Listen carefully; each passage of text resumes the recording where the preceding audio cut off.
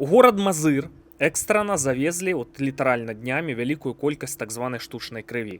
Не зусім донарская кроў, а так званы перфатран, кроў без плазмы, калі шмат людзей атрымліваюць раненні, каб уратаваць іх у першыя гадзіны.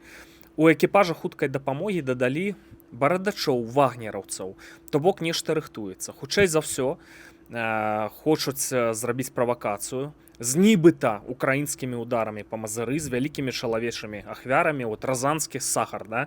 Так называюць такую тактыку. Ну што все, Украіна напала, і штосьці трэба распаліць на беларуска-украінскай мяжы, там баявыя дзеянні, каб украінцы адцягнулі свае кантынгенты і паслабіліся на ўсходзе ўкраіны, дзе Данецкая вобласць. Звярніце ўвагу, Лукашенка толькі вярнуўся з парада ў Маскве. Дарэчы, прабыў ён там мала, з Пуціным пасля парада яны ўжо не камунікавалі. У 13:00 у суботу Лукашенка ўжо ў Менску. І ў панядзелак праводзіць нараду з сілавікамі. Зноўку гаворыць пра вайну, што будзе вайна, што тэатр баявых дзеянняў будзе ў Беларусі. Я не прыдумваю, можаце зайсці там пул першага тэлеграм-канал, на ягоны сайт афіцыйны паслухаць. Прамым тэкстам гаворыць, што будзе вайна. Карацей, сочым, назіраем за Мазыром. Украінская выведка ўвогуле чакала ўжо з 5 мая нейкіх правакацый. Яны зацягнулі.